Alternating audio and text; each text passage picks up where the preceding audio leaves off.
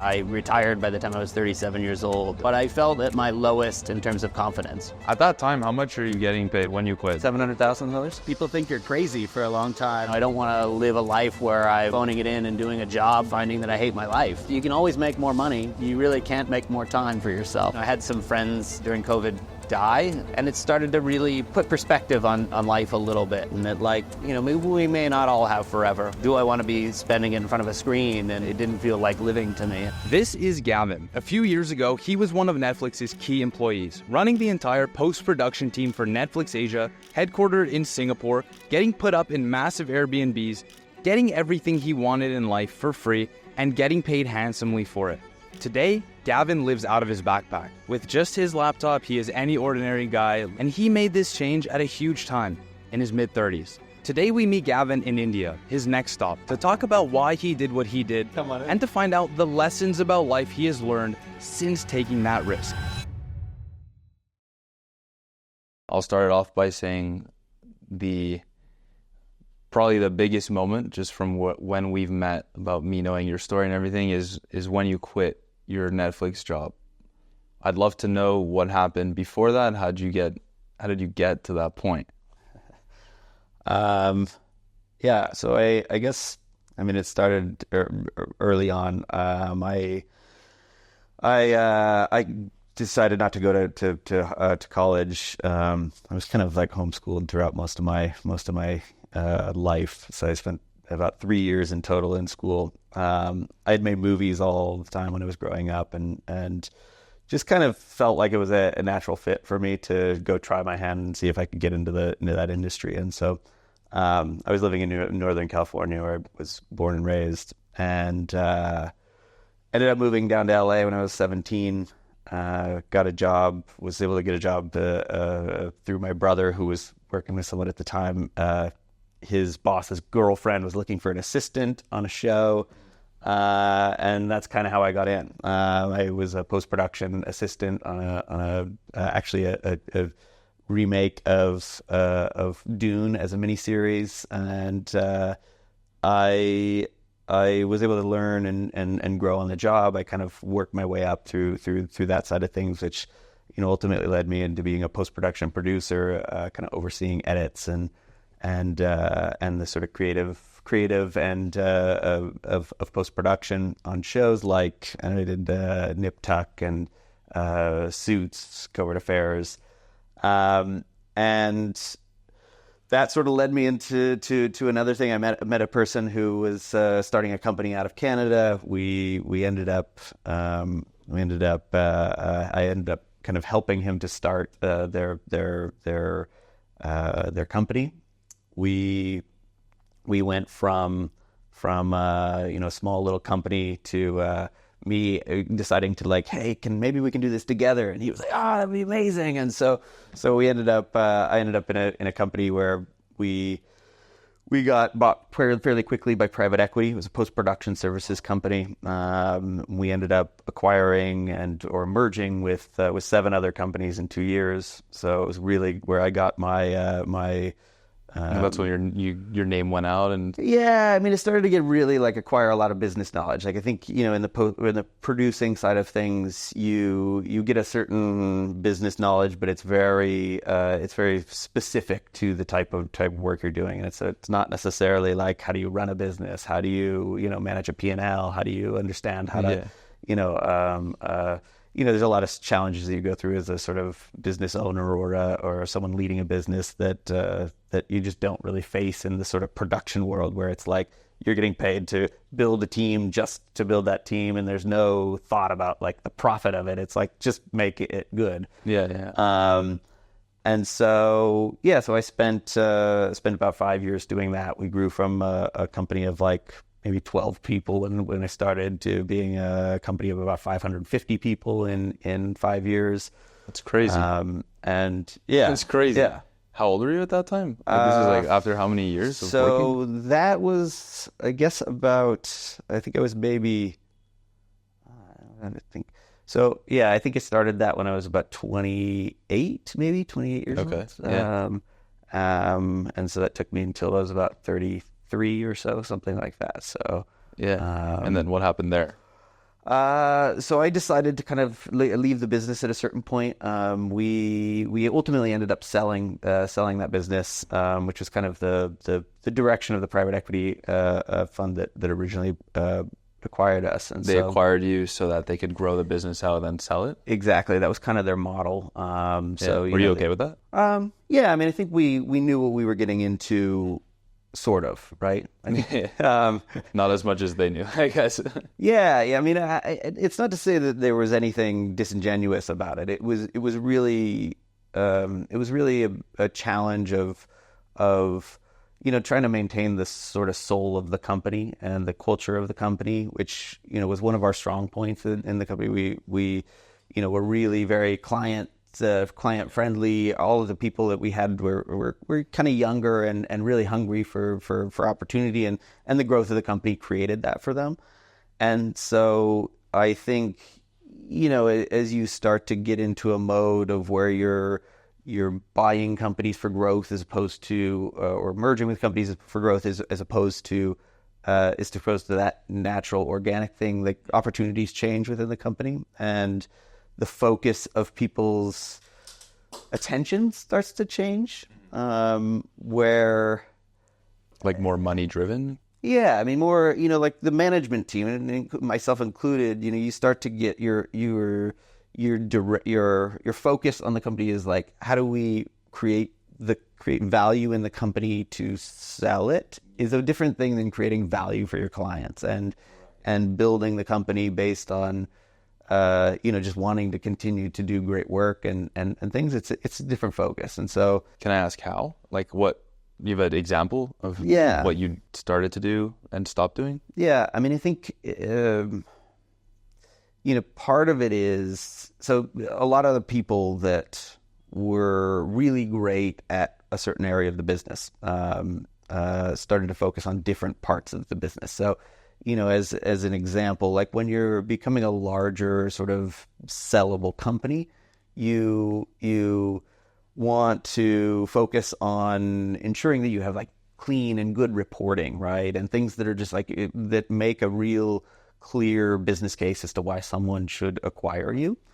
But as the focus of, as an example, some of our salespeople and some of our lead sort of people in that world where, they can walk into a room and they can leave with a ton of business, and all of a sudden their focus wasn't on, hey, let's go get business. Let's actually report on the business that we're doing. And so, it changes that focus. And then, the team and everyone feels that, right? And they start to feel as a business leader, your attention shift away from the core of what the business is, to something a little bit more, towards selling it, which to them, they don't really care. They don't care that they're selling. In fact, they care in that it's going to maybe change things and it's going to make it different. And so, so the goal is almost a little bit at odds with the rest of the company and team's goals, right? So, I guess after a certain point, you got tired of that? Yeah. I think that it starts to wear on, at least on me as a person, right? It starts to, what we made the company for and what we took a lot of pride in became not the primary focus. And I think as you start to see the culture hurt or start to be impacted because of that, it's kind of painful to watch, actually. Like it's I'm someone who puts a lot of effort and time and love into like work is my hobby, right? Like I do it as something I love it, and when you build something really great, it's a really rewarding, amazing feeling, and it can be really painful to watch that dismantle in a way, right? It's just like, seeing something you create, it's like, it's frustrating and feels bad and depressing to watch it get dismantled. I can imagine. So, if that happened to my business, I'd be feeling the same way for sure. So you quit that job and then Netflix calls? Is that how it works? Yeah, pretty much. So I had One of the things I think in the industry, at least in the film and TV industry, it's very much driven by who you know. Like everything it's as there's a lot of talk about how nepotistic it is, and in many ways that's true, but it doesn't necessarily mean you can't get into that, right? You just have to really, it's all about your network. It's all about the people you've worked with before. And so actually one of the companies that we merged with in New York, I had gone out and was sort of the senior executive to help integrate that company into ours. One of the sort of senior business leaders of that company I had worked really closely with and during a transition, and he ultimately ended up going and getting a job for Netflix to kind of run the post-production for all of the international expansion. And so when I left, he called me and said, "Hey, I have this job. It's in Singapore. Would you wanna go up for this?" And had you ever been there at that time? I'd never been there at that time. Oh my God. We had done a lot of work previously, like on our company with international production, and so we had a really good understanding of how to build up some initial resources for productions that would be going in and shooting somewhere else in the world.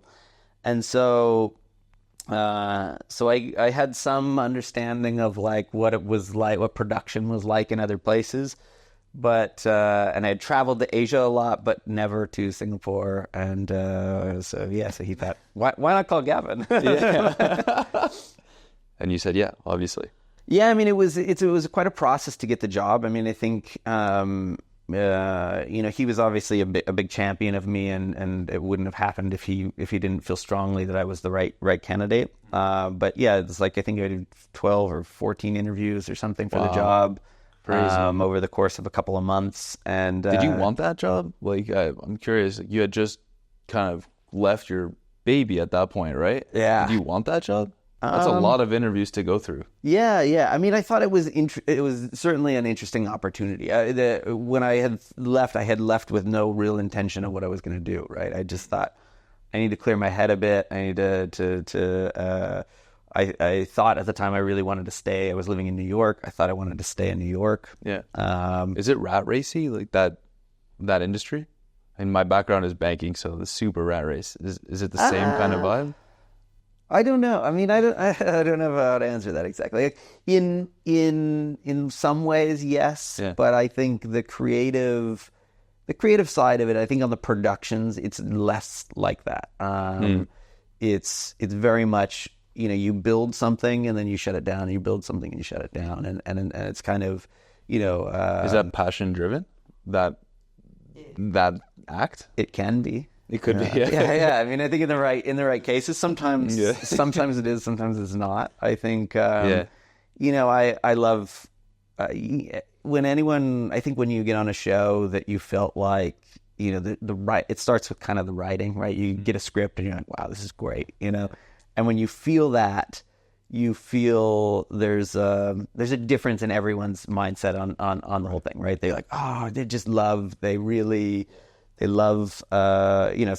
want to put their mark on making it even better, right? And so versus the time when you get a script that's like, this isn't very good, everyone's kind of like, okay, yeah, we can do this, and it's like a very more different of a job. Yeah. And I think there's when you have a chance to do something really good, it's great. I mean, I think my experience on Suits was great because we had it was great writing, it was fun. What was that like? That was season 1, season 2? Yeah, I did the pilot through season 2 of a show, and it was honestly it was a great experience. Our showrunner Aaron it was his first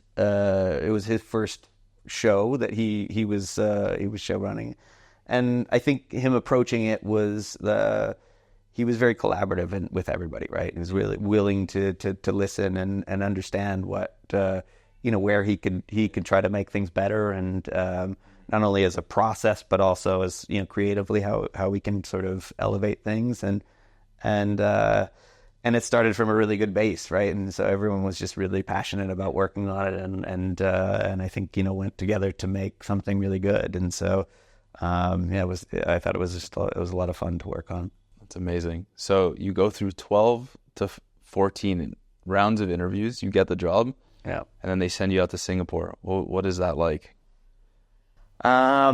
And the job title is what specifically? I was the director of post-production for Asia Pacific. So did they have Netflix Asia at that time, or you were sent out to really build it? It was just starting. So we just moved in and started to do a couple of original productions, probably maybe the year prior to me joining.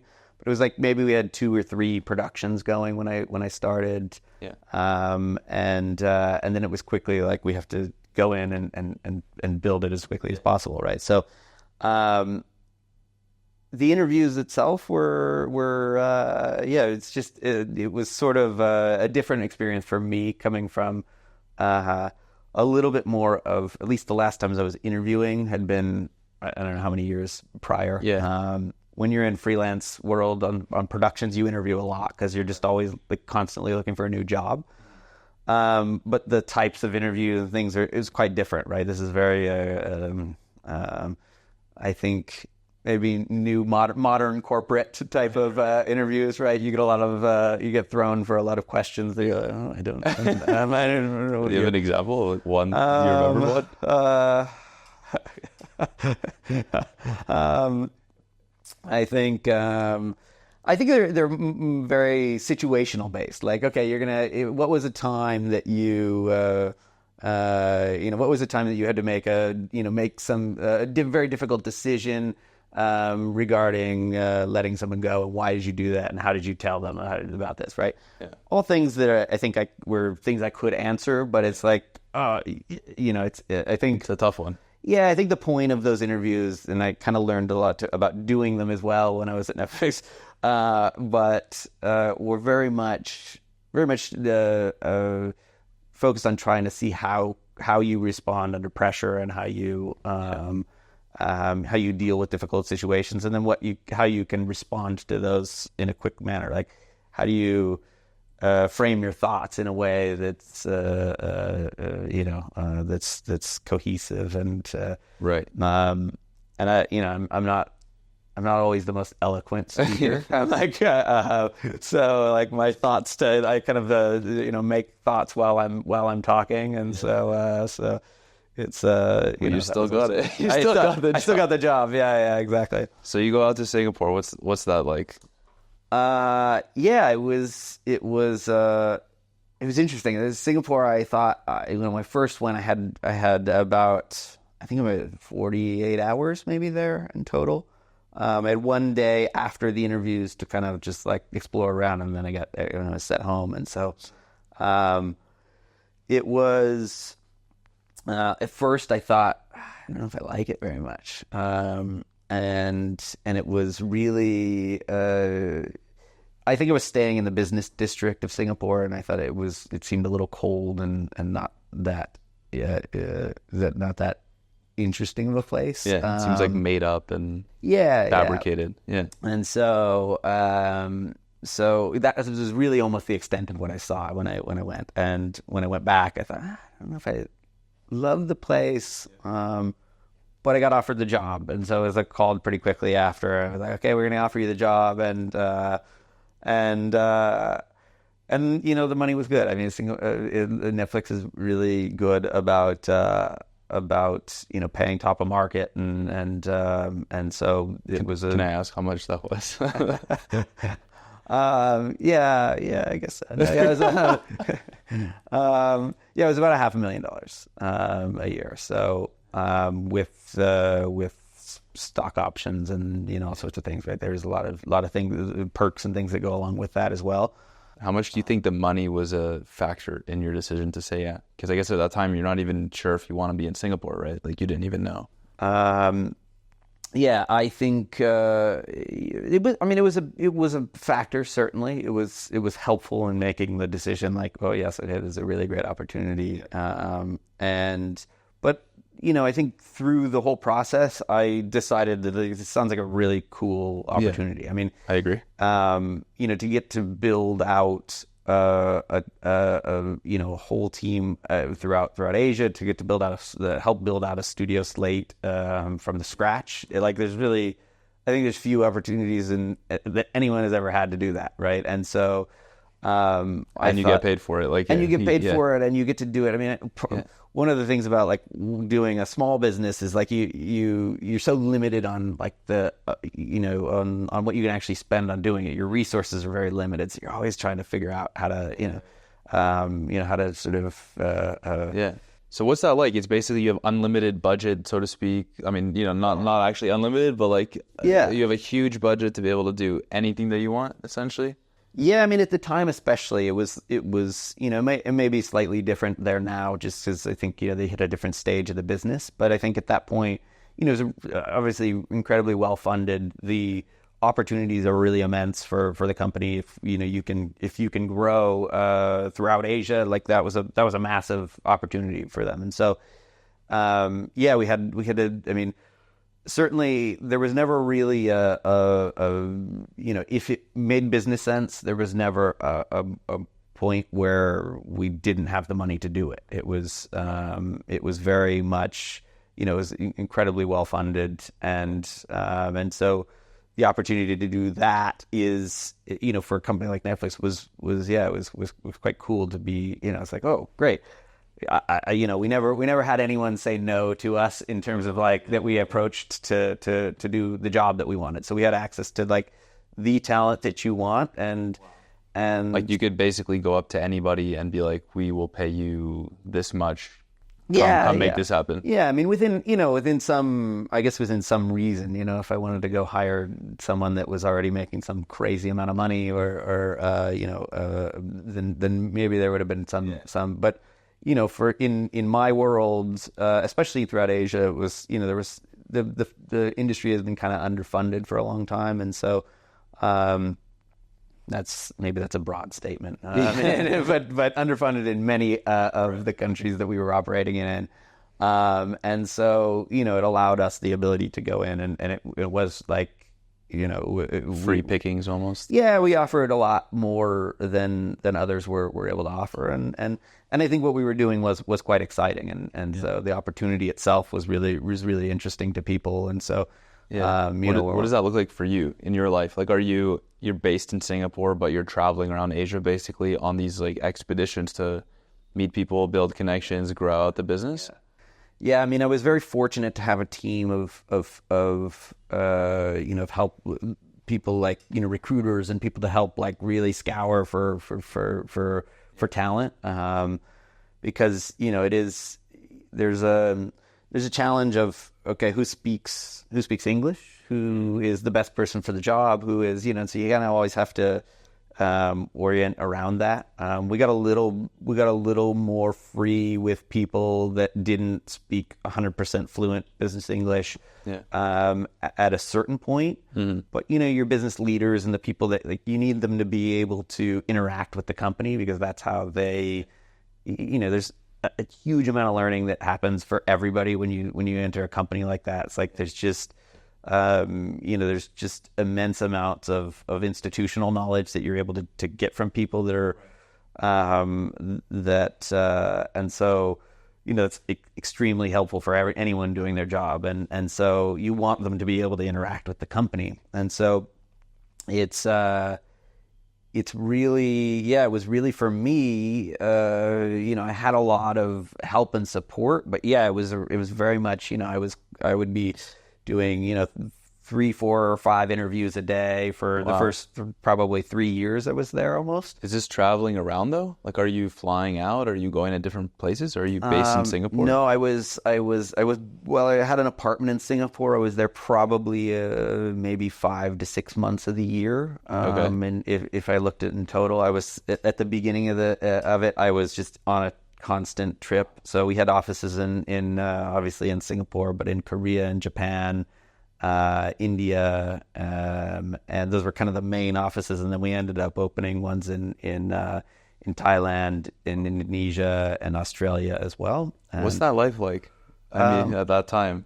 Yeah, it was crazy. It was crazy. I think sounds really nice, honestly. I mean, it was great. It was at the beginning. It was. I mean, it was fantastic. I think it was like what an opportunity. Getting to go around and just meeting people throughout the industry. I was learning constantly about how different industries work around Asia and how different that was than the U.S. Yeah. Can you give me a perspective of what the life looked like? Like, it's kind of like a sponsored by Netflix life. Like, do they fly you first class, a 5-star hotel? Like, when you're traveling, what are you staying in? Like, I mean, it's pretty. I think it was pretty good. It's a business class travel throughout when you're traveling. Netflix is sort of they have something called freedom and responsibility. Basically, kind of meaning that you have the responsibility to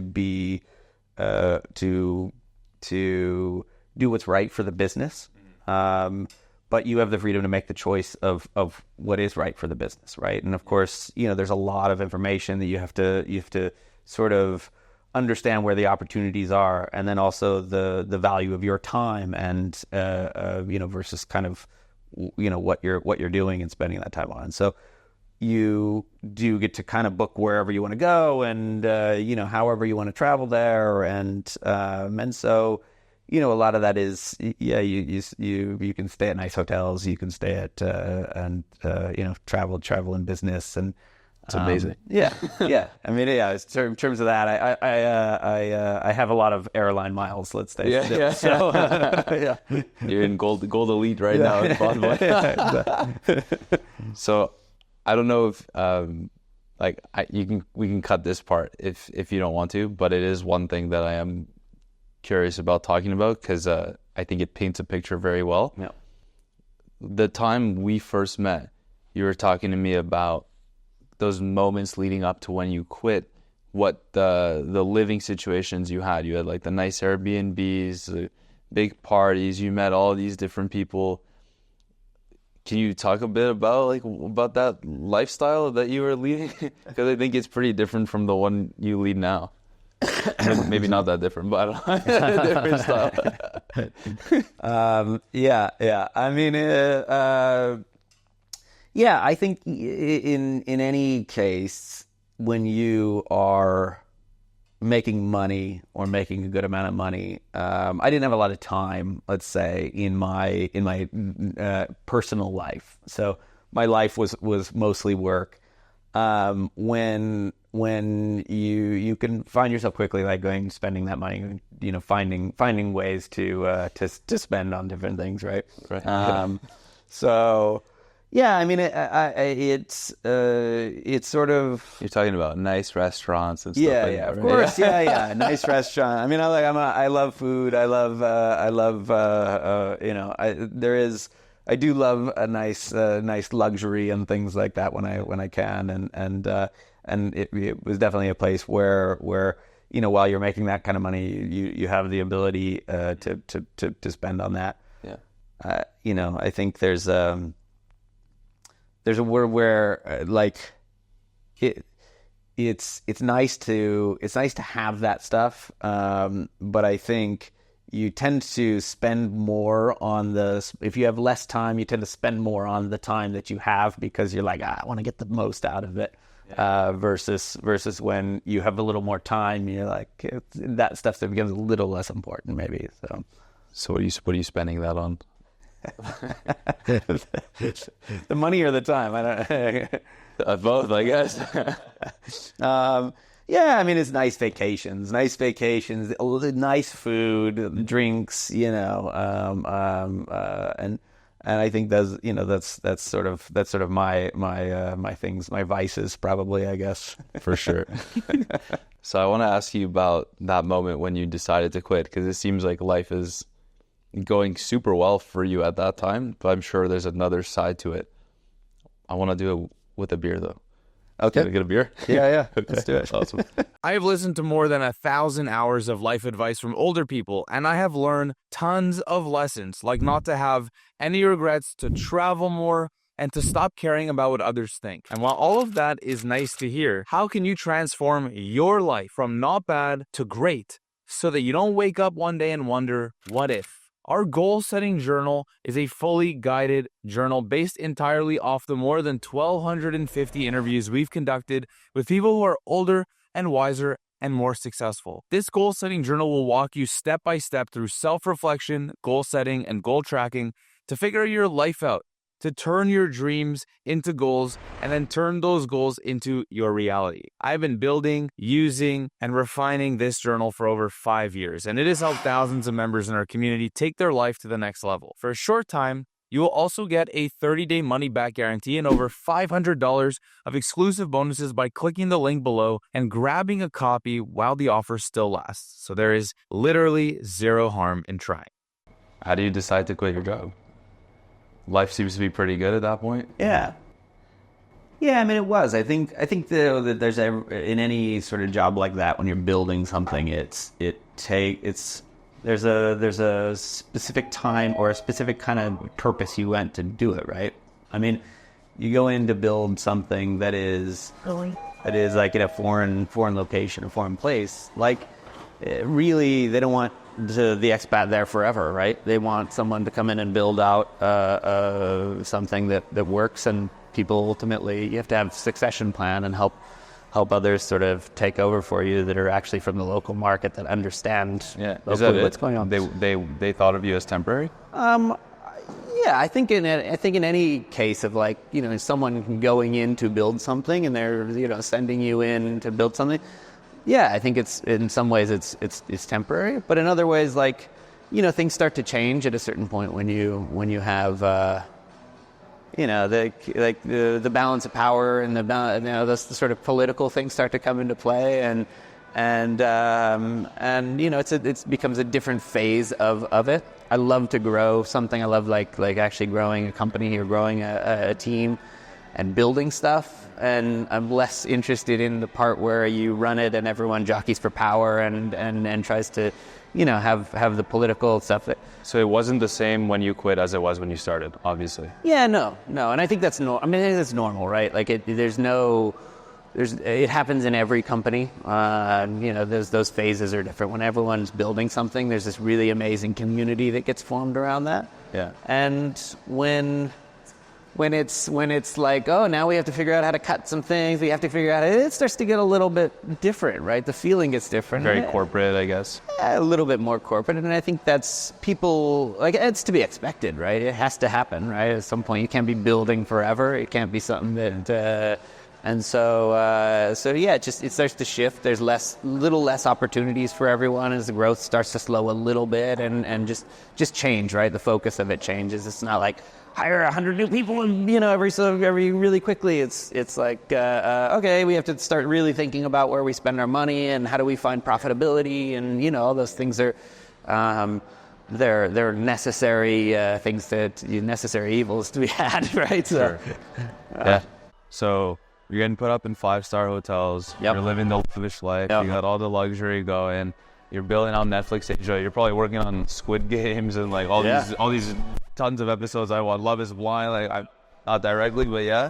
Yes. At that time, how much are you getting paid when you quit? The salary? Maybe around $650,000, $700,000. Wow. Okay, that's the U.S. Yeah. That's crazy. At the time, you're making $750K. You're doing well. You got everything going well for you. I'm curious on like the personal motivations for quitting. Yeah. Your feelings. You know, like to quit that takes a lot. It takes a lot to quit that. It takes a lot to give up that lifestyle. So, and at that time, you're 37. 37. Yeah. Okay, this is not too long ago. Yeah, not too long ago. So yeah. So tell me about how you feel at that time and what really drove you to quit. Yeah, I mean, I think, like I was saying, I think that a little bit of, you know, I felt like the timing was probably good from a you know, what I had set out there to do. We built out a team. The team was working really well together. It was probably starting to get to a new phase of the company where I was either going to commit to another couple of years, or you know, now might be an okay transition time to leave. I think, you know, I'd gone through COVID. We had a ton of I don't know if I should hang on for a moment. Just India being India. India being India, exactly. Yeah, I think we had gone through, a challenging time around COVID. I was working there primarily by myself. I had spent about a year in Tokyo because I got trapped there after I was on a business trip and COVID, the whole pandemic started, and I wasn't able to get back into Singapore. So for a year, I couldn't get home to my things and my to my apartment and everything I had there. And it turned out that Tokyo was a nice place to spend the as nice as any to spend the pandemic. I think, but it starts to wear on you being solo by yourself in a country and spending 8 to maybe 12 hours a day on a Zoom call, sitting in your room, and you sort of start to lack, like, start to feel like, what is my life? What am I doing? And my circumstances at work had changed a little bit. My boss changed out. It was someone new that was in a different time zone than before, so I kind of had to end up being up for London, for LA, and for the rest of Asia, and so it was like around the clock I was doing. When you sleep, you don't sleep. Yeah, you don't, right? And I think that there's something going on at all times of the day, and I found myself sitting in front of this screen for the whole day, and I would go, get up, sit in front of the screen, go to bed, get up, sit in front of the screen. It started to feel very monotonous. And then, like I said, at the point the company started to change a little bit in the phase that we were in, right? Going from growth to being a company that had to think about profitability and just measure out what opportunities we were taking versus what we decided not to take. It felt like the right timing to change it up and do something new, and I didn't want to spend all of my life. I had some friends during COVID die, and it started to really put perspective on life a little bit, and that, like, we may not all have forever, and do I want to be spending it getting up and spending it in front of a screen? And it didn't feel like living to me, and so it kind of pushed me in that direction. You're 37 at that time, though. How do you? I don't want to say it, like, I don't want it to come off in a weird way. I'm just more curiosity, but like, that's a very pivotal age. Mid to late 30s. At that point, most people, I'm sure most of your friends probably have kids, families. Like, their life is very structured. At that point, you're giving up all your structure and going into the unknown. Yeah. How is that? Like, that part seems very crazy to me. Yeah, I mean, I when I got back from Japan, sometime when Singapore had let me back in, which I don't know, was that maybe in 2020, sometime late 2020 maybe, I decided to get rid of all my things. I thought I was gone so much. Why? I got home and everything was moldy, and I don't know if you ever lived in a humid climate before. I lived in Singapore. Yeah, you lived in Singapore. My apartment was shut for 10 months. All my food, like even just sitting there, would go stale very quickly. Yeah. My clothes were moldy. My shoes were moldy. Like anything leather that I had in the house was just like moldy. Like, I got back and I had to quarantine in the house, and I was cleaning my stuff. God.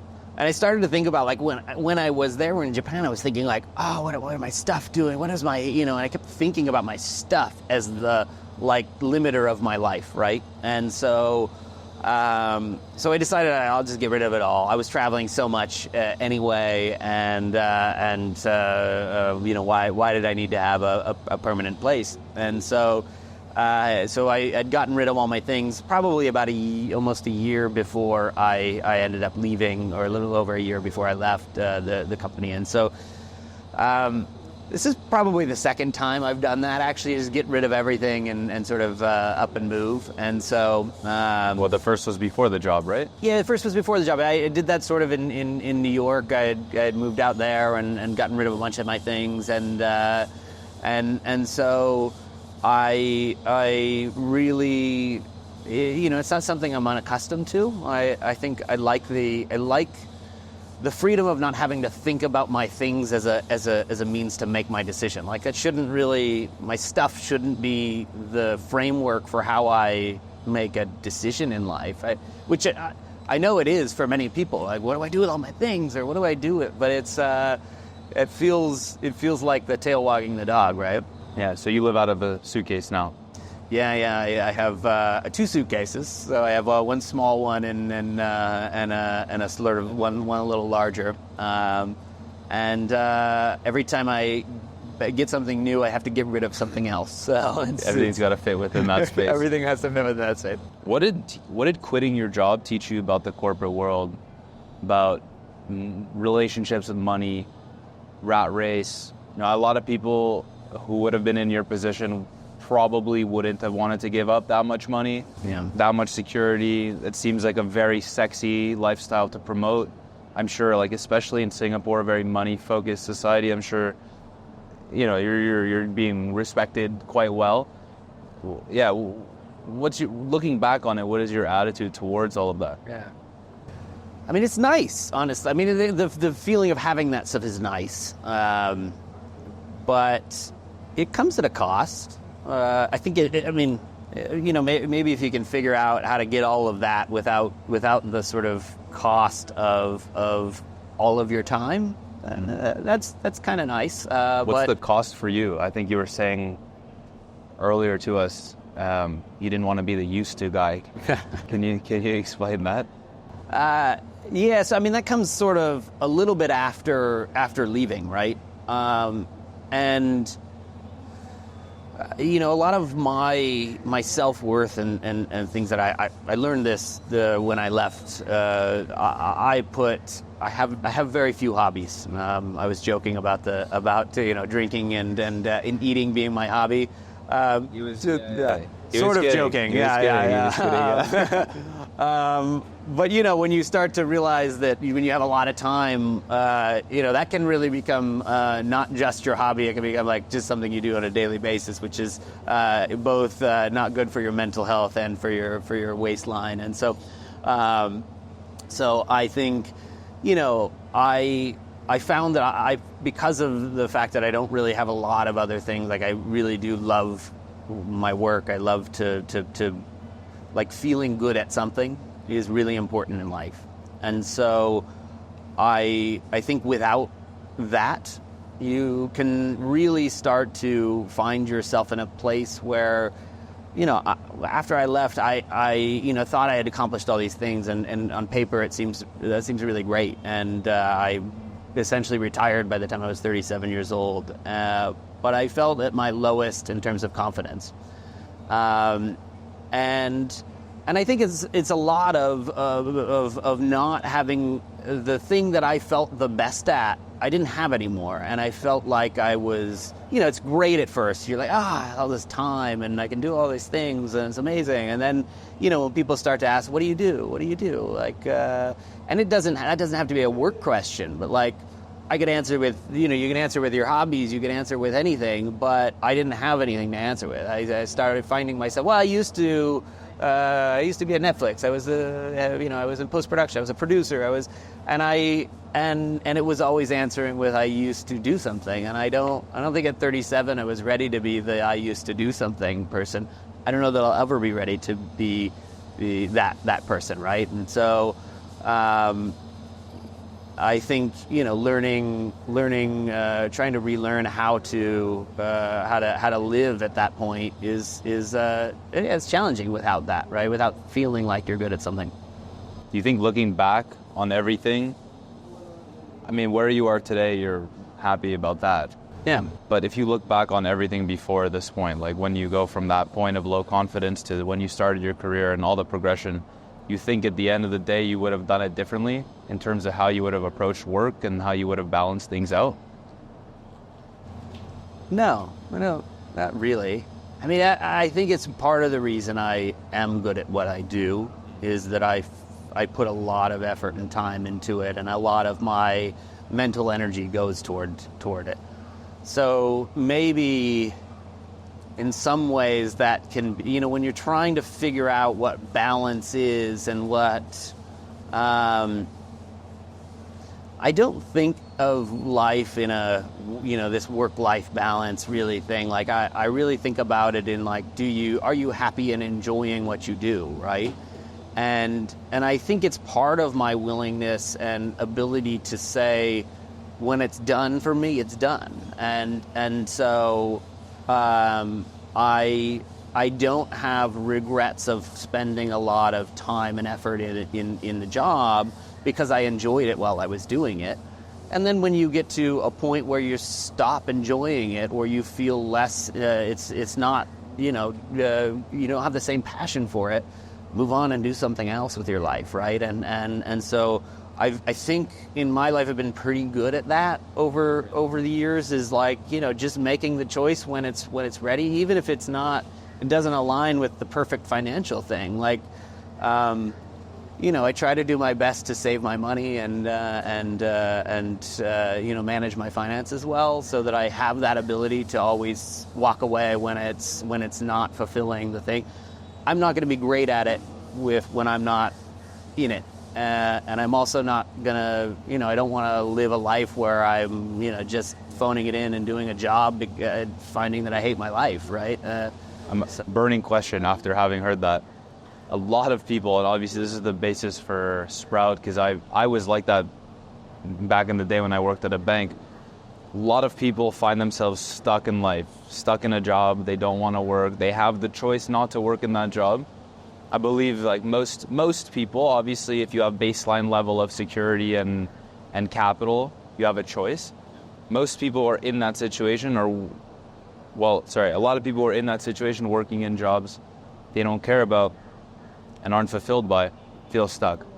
And to your point, you felt stuck in multiple different instances. You took action, you got out.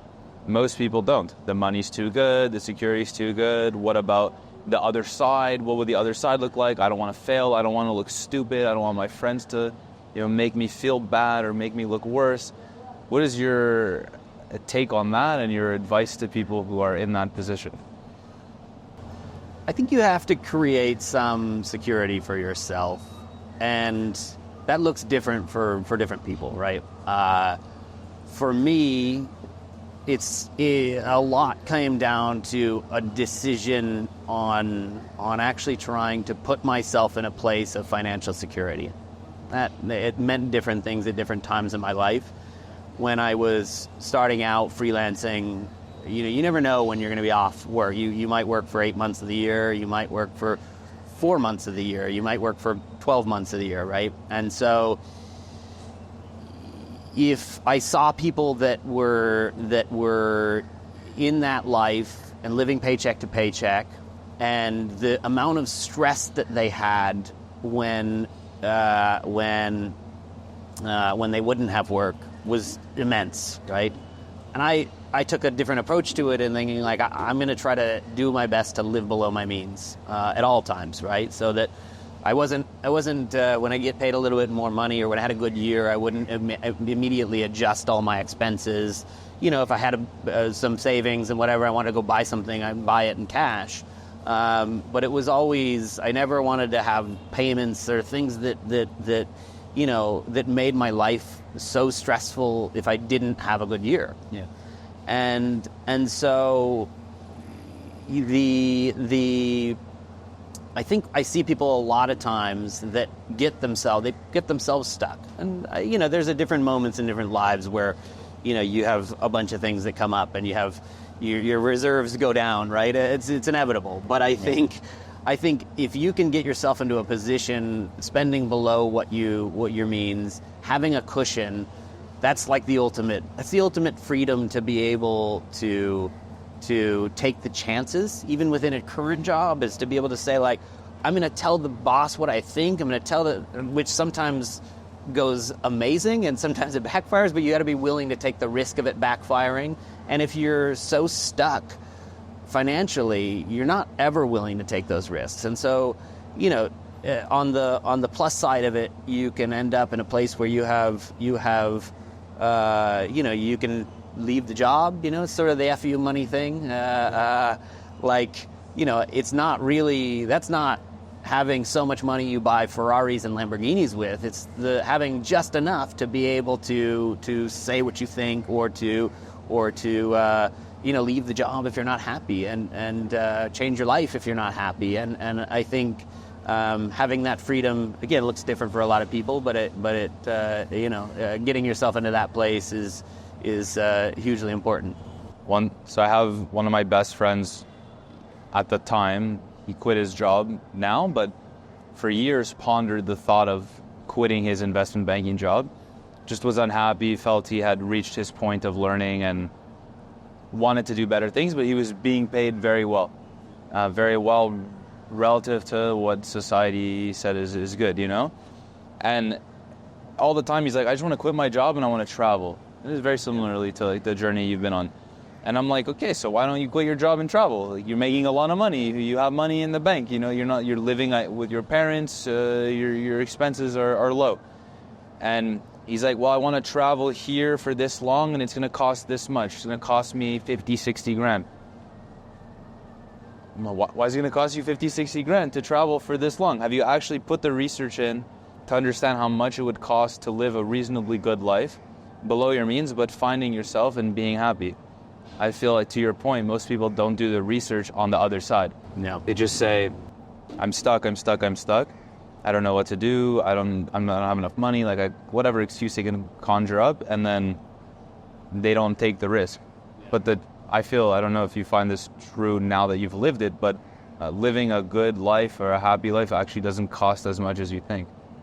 Well, yeah, I think I'm certainly fortunate to come from a country that I can get paid good money when I'm working, and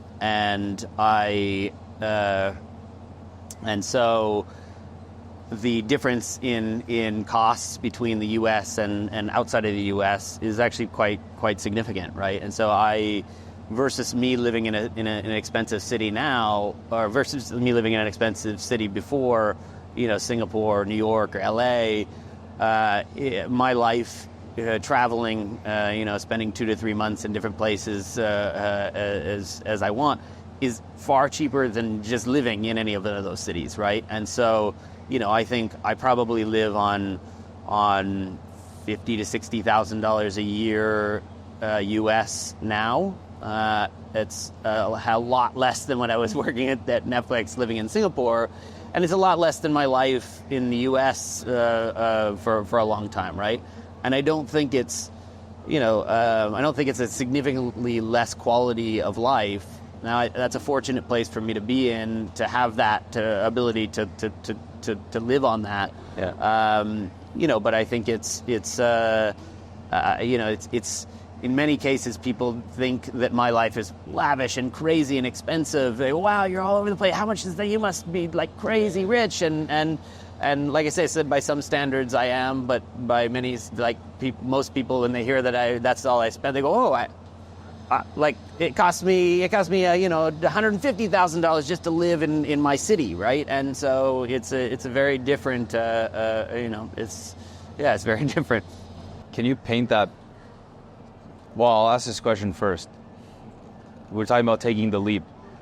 How would you advise someone to take that leap? If someone is in a similar situation mentally that you were in when you quit the company you started, also when you quit Netflix, are there any actionable pieces of advice or methods or strategies that you could give to someone watching here? How do you take that leap when you're in that situation? It does come down to their personal, ability to make that leap, right? I think if you haven't put a lot of work into getting yourself into a secure enough place where, you can have the time to be able then it's a harder decision to make.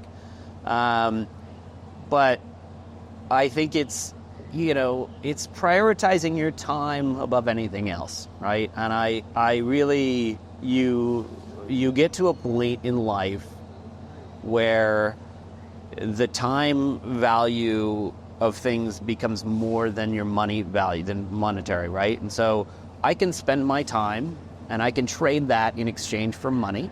And I can probably exchange it for varying degrees of money, right? I can probably go get another job that pays pretty well, maybe not as well as my previous job, but then that's a trade, as a conscious trade I have to make of trading my time for that money. And if my time is at a point where it's more valuable than that money trade, and I want to go spend it doing something else, then spend your time on something else, right? And so I think it's a highly personal choice to make, but it's your time you don't get back. You can always make more money. You really can't make more time for yourself. Yeah. If you were to speak to somebody who's getting their career started now, I think the decisions you made for yourself were related to passion. But what would be your career advice to someone just starting out, or even someone who's been in the workforce for a couple of years, who wants to do something that they're not doing? What would be your advice to them? How should they treat their career? I mean, I am especially when you're starting out, man, I'm a big fan of chasing the dream, especially at that point, right? You don't have if you're in a position where you don't have a lot of responsibilities or people. I've been in a place where I don't have my own family of I don't have kids, I don't have a wife, I don't have people that are dependent on me, and so I have a framework of decision that works for me personally. But oftentimes when you're young, you also are in that same situation, and it gives you the ability to take some risks. Like I'd say primarily, the money and things that I've made have come from the later portion of my life, in the last 6-7 years of my life versus the first 2 years of my business life, right? That definitely didn't come then. And I think so. I'm a big believer that if you're passionate about something, you're going to do it better. And so. Finding that thing that you're passionate about that you can also figure out how to make some money at is I think in many cases one of the foundations of success, right? So people view work differently though, right? Some people want to have something that's they live for their hobbies, not their job. Right. My personal choice was around living for the thing that I was passionate about, and my job happened to be one of those. So follow your passion. Yeah, I mean it's I guess it's cliche, but it's not right. It's like if you really love something, you're gonna do it better, and so there's no doubt about that, right? And so even when I was hiring people and looking for the best people that are passionate, right? And it's people that did it for more than just the money, and I think that's the important thing to find. So it's weird. It's funny because in these types of videos that we see online of speaking to people who have been quote unquote successful, have admirable lives, and everyone says similar things: follow your passion, chase your dreams, things like that. And I think a lot of people, now that they've heard it so many times, they think it's cliche. Yeah. But if everyone is saying the same thing, there's got to be a lot of truth to it. I don't think life is that complicated. I was listening to, I can't remember, I heard someone say this. It was on a podcast of some sort about it's talking about, it was a VC talking about how much they, how they saw a lot of young people achieve really great success and make a lot of money, right? And it leaves this moment in time where they end up getting more money than they know what to do with, and most of those people, especially when it happens at an early age, go on to destroy themselves in one way or another. And it was resonated with me, because I thought, like, especially at the time when I heard that, I thought, wow, it's impactful. I really identify with this, because if my life ends up being just getting drunk and eating and whatever, like, it's a sort of empty pursuit, right? And so we need to feel. I really think we need to feel some sense of purpose as a person, and it doesn't have to be saving the world, but I think you need to have some reason to wake up in the morning, and if you lose that, you don't have that anymore, it's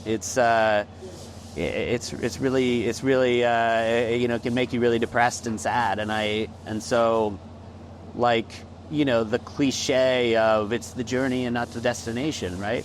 Yeah, it's true. Like, it's true. Like, whatever, you get used to your standards no matter what. If you're rich and you have a bunch of money, you can be just as unhappy or more unhappy than the person who doesn't have something. But you have to, like, people want forward progress in life, right? I think that's the thing that really buys happiness in a way, is like feeling like you're moving up in the world, and when you're not, the absence of that feels empty, right? That being said, what would be your one piece of advice you would give to someone for living a more fulfilling life, living with more purpose? Oh God, that's a hard question. That's my last question. I think it's really about finding the thing that you enjoy doing, finding something that you're good at, and be good at that, right? And it doesn't, like, that can apply across so many things. It doesn't have to be good at a job, be good at making money, be good at, you can be a great, you can have an amazing family. Like my parents were amazing, right? They weren't chasing money, they were chasing like they had my dad spent so much time being trying to just be a great dad, right? Being a great role model, being a great he's a coach for baseball, being a great, I think there's so many examples of finding things that are that you're good at in life, and just finding and knowing what you're good at. It gives you identity, right? And it gives you a purpose.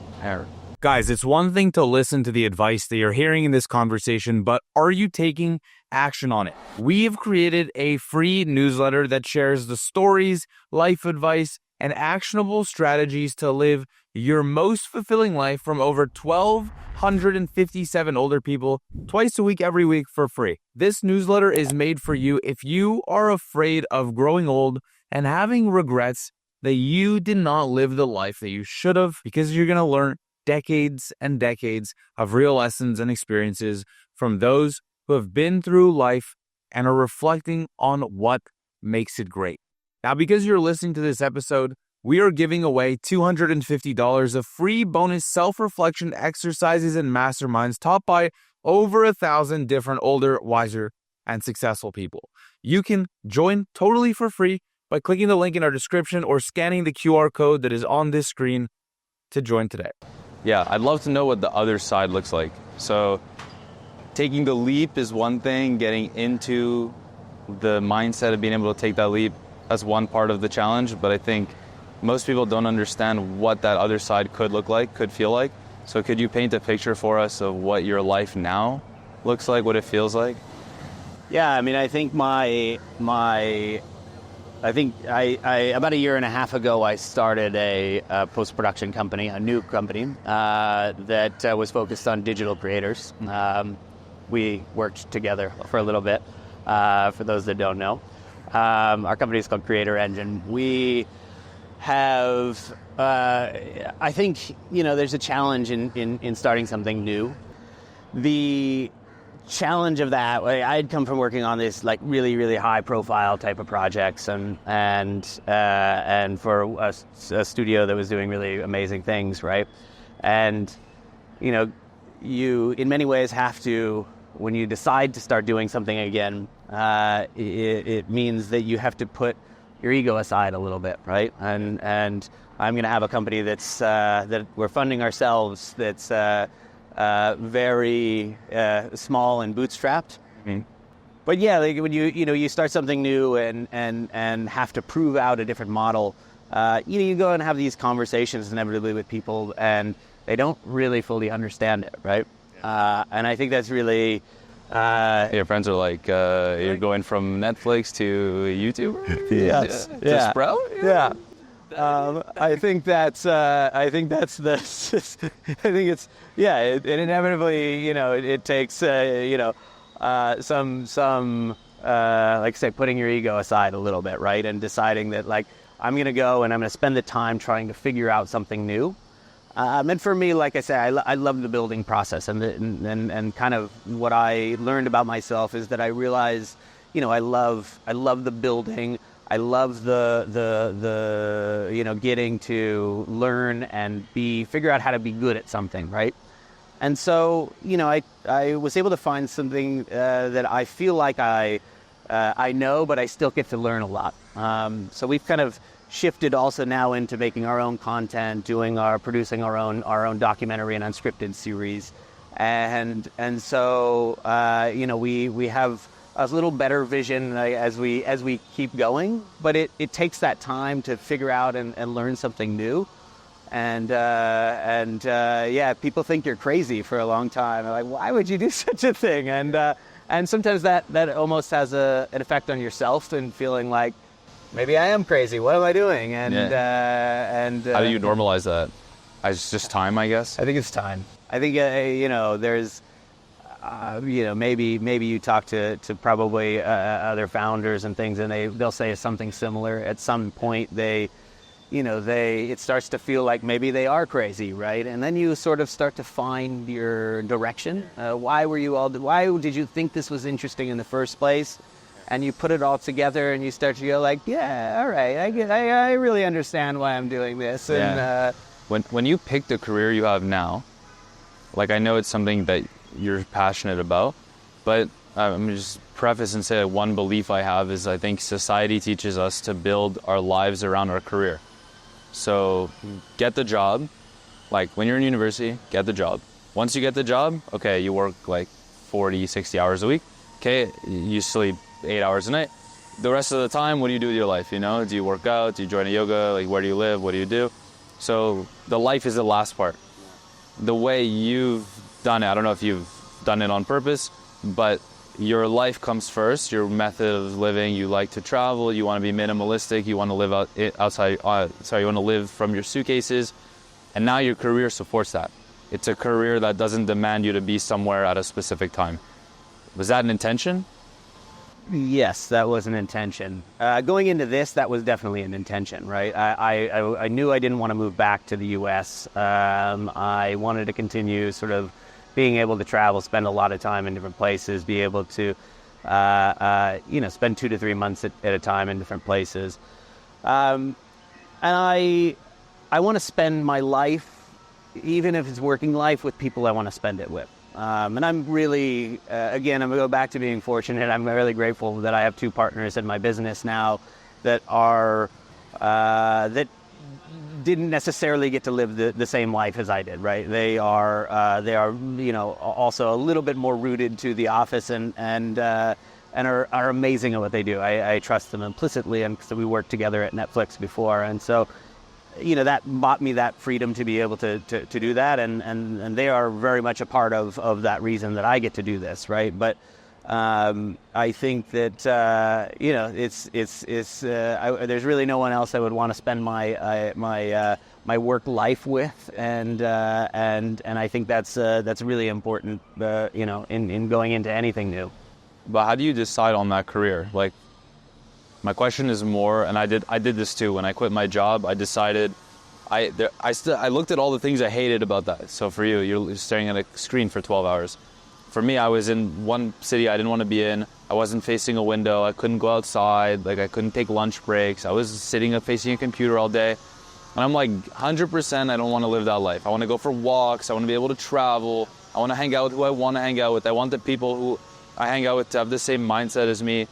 So you kind of did the same thing, right? You're shaping your life, and your career is one part of your life, but it doesn't define how you live. How would you recommend someone do that? How do we piece together a life that we want? And then, like, how do we figure out a career that is suitable for that? It is funny. I get asked this by my nieces and nephews, and a lot of younger people as well. Like, how do you, how would could I keep traveling, right? And it's not always a simple answer. Like, I think I got better at this. I get better at it as I go along, and it's not always like the life changes as you go, right? And so. Maybe I want this life now when I didn't necessarily want the exact same thing before. But yeah, if you want your life to exist around, around your travels or around your, like, you got to learn to find ways to make something a little bit on your own, right? And I think this entrepreneurial mindset is being resourceful and a little scrappy and figuring out how do I take something that I'm good at and figure out how to make some money off of it, right? And so You think the direction is entrepreneurship? I think I do. Yeah, I mean, look, I think it's not for everybody. The life is, but I think if you want a very flexible life that your work works around you. Yeah, I mean, most jobs, like, you demand that if you're working for a company, you demand of being there or of being with the team or being, there's any number of demands that they can make because they are paying you. And so, I think if you want that more flexibility, it's a little bit about figuring out at what you can do on your own. I did the statistical research on this of, like, what's the best investment that someone can make in themselves? So if you invest in the stock market, 8% a year, real estate 11% a year, bonds 3 to 4% a year, entrepreneurship unlimited, right? Like the hockey stick, and the hockey stick it doesn't cap out. Well, especially at the beginning of your life, it's like skills and that focus on learning something that's valuable, right? Like, that's going to have way more value. You don't have any money to put in this to stock market or invest or whatever. Like that's all stuff that, you want to establish habits early, but you don't really make any real money off of it until you've made any real money off of yourself and your skills, right? And so, if you've got no skills, you got no money, right? So. How do you live right now? What does your life look like? Can you paint a picture for us? Yeah. Can you not be humble about it? Like, it's not like a flex, but, like, tell me. Like, it's a nice life. It's interesting. I spend about 6 months of the year in Thailand. I like it there. I have a lot of friends and people there. I'm happy to be building a house there, which is really great. Which I will visit. Yeah, he's welcome. Yeah, hopefully. Yeah. Play your cards, man. We'll see. So that's why you gotta like and subscribe to this video. The more views this video gets, the more of a chance I have to come to Gavin's new home. Okay, so don't forget to like and subscribe to this channel. Tell your friends to watch this video so I can go to Gavin's house. It's we need 100,000 likes and he'll get invited. 100,000 likes? Yeah, is that too many? Is that too many? Is it? I don't know. Well, it's possible. Yeah. Okay, so you're building a house. I'm building a house. I've got. I go back. I'm from California originally, so I go back to do some business in Los Angeles and visit family when I'm maybe for a few months of the year. And then summers, the last few years I've been spending in Europe, but we'll see. I think that's kind of my life sort of just is where it takes me. I live out of 2 suitcases, which is gonna kind of takes a little discipline, but is nice if you like that. So we met in Barcelona because you were just. Bucket, you just wanted to go there. This summer you're going. This summer, so from here, we're in Mumbai at the moment. No, sorry. We're in Bangalore We're at in the Bangalore. moment. See, this is traveling so much you don't know where you are. We're in India at the moment. We're somewhere in India. We're going to, I'm going to go to Greece after this, and then I'll be in Italy for the rest of the summer. Just because? Because you can. Just because, and I've, because I sort of made this decision partly also to get to spend a little more time with family, and so I've been flying out nieces and nephews as they turn 18 to come travel with me a little bit. So my niece and her boyfriend are going to come out and visit me in Italy, and we'll spend a couple of months together, and it's going to be nice. What a life. Lucky guy, this guy. Well, I guess me too. We're doing the same thing. Yeah, We're so lucky.